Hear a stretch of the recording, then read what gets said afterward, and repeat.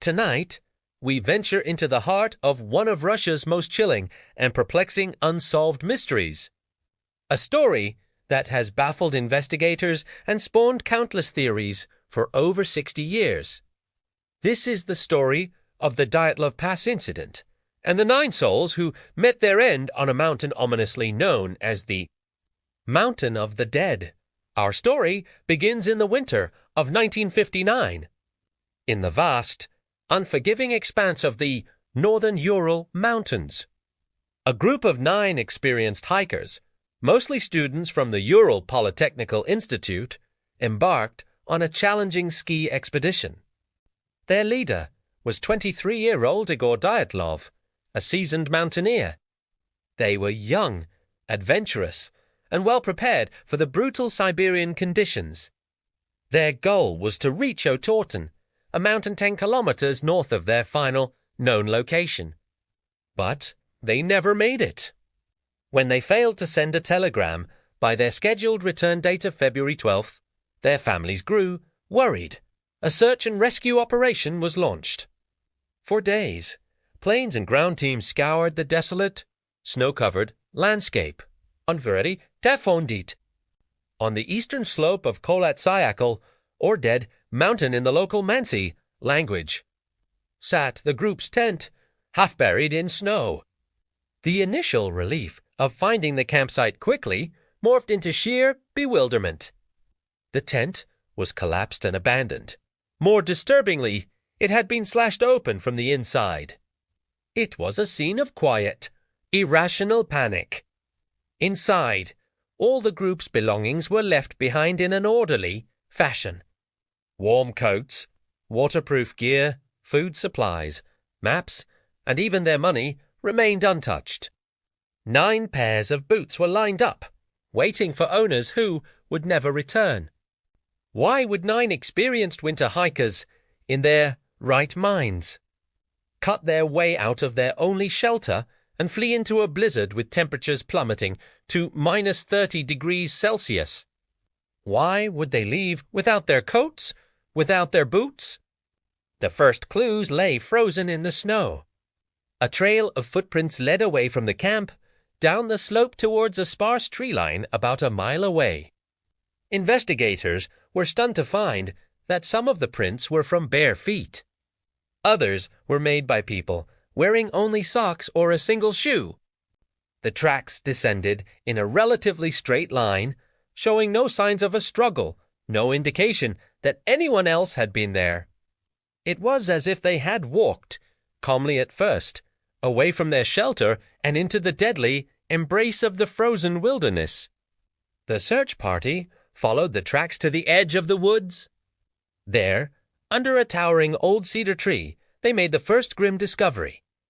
The bodies of 2 of the hikers, Yuri Krivonishenko and Yuri Doroshenko, lay side by side. They were stripped down to their underwear. The remnants of a small, desperate fire were nearby, and their hands were torn and burned. High above them on the cedar, branches up to 5 meters high were snapped off, as if one of them had scrambled up the tree. Were they frantically trying to get a better view, looking for something, or were they trying to hide from something? Over the next few days, 3 more bodies were found scattered between the cedar tree and the abandoned tent. Igor Dyatlov, Zinaida Kolmogorova, and Rustem Slobodin. Their positions suggested they were desperately trying to crawl back to the safety of the camp they had so inexplicably fled. They had all succumbed to hypothermia, frozen solid in the snow, defeated by the vast, unforgiving white. One of them, Rustem Slobodin, had a minor skull fracture, but it wasn't considered a fatal injury. The mystery was only deepening. Where were the other 4? The search for the remaining hikers continued for 2 long months. It wasn't until May, when the spring thaw began to melt the thick layers of snow, that the true horror of the incident was finally uncovered.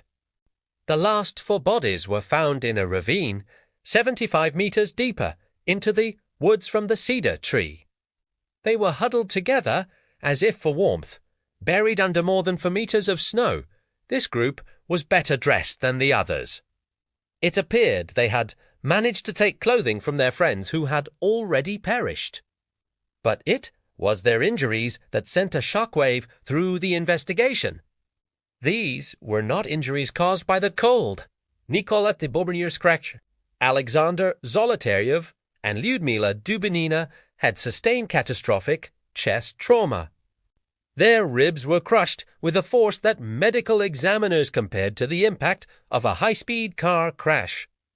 The most baffling part, there were no external wounds on their bodies. No bruises, no cuts, no soft tissue damage that would correspond with such devastating internal injuries. It was as if they had been crushed by some immense, invisible pressure. And then came the final, grotesque discovery.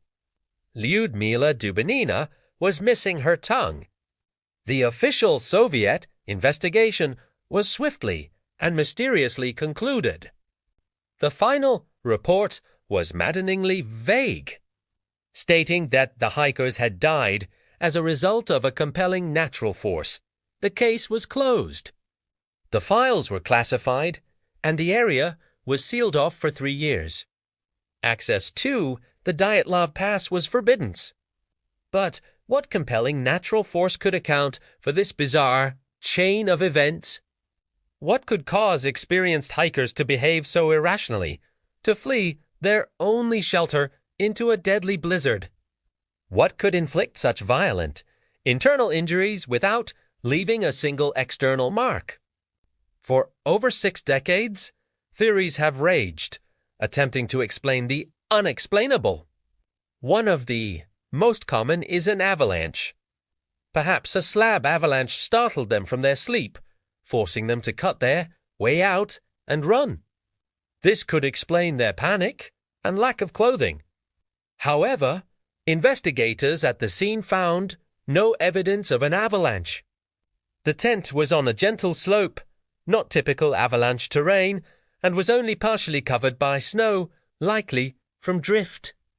The footprints leading away from the tent were also undisturbed. Another popular theory is infrasound. This phenomenon involves sound waves at a frequency so low humans can't hear them. But they can induce feelings of intense panic, dread, and anxiety.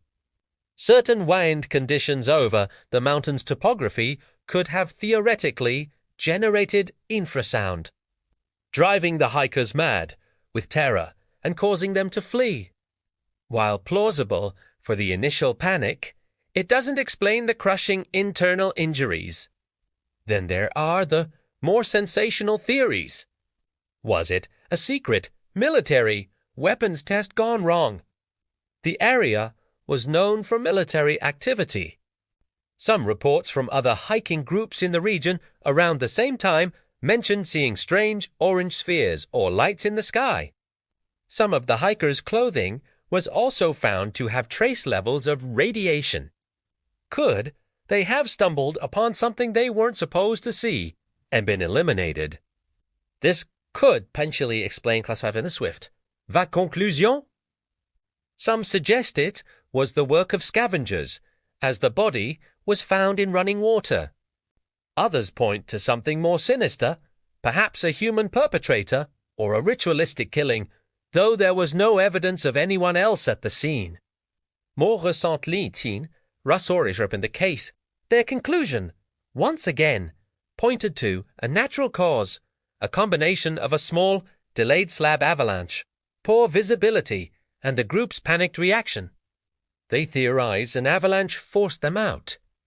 They became disoriented in the dark and couldn't find their tent, and ultimately succumbed to the elements. The severe injuries, they claim, were caused by the immense pressure of the snow after they fell into the ravine. Yet, this explanation still leaves many questions unanswered for critics and fails to satisfy the families of the victims. The Dyatlov Pass incident remains a haunting enigma. It's a story where every proposed solution seems to create more questions.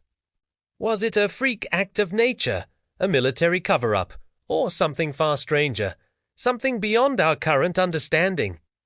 The 9 bodies were recovered, but the truth was not. It remains buried on Dead Mountain, a chilling testament to the night that 9 young friends cut there, way out of their tent, and walked calmly into an unknown and terrifying fate. The silence of that mountain holds a secret, and perhaps it's a secret we were never meant to know. The files may be closed, but for those who seek answers, the case is far from over. It serves as a stark reminder that even in our modern world, some mysteries endure, lost to the snow and the silence. Thank you for joining me on this journey into one of history's most unsettling mysteries.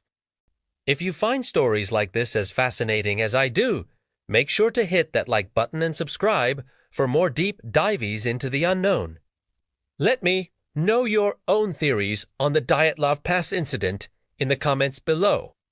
Stay curious and stay safe.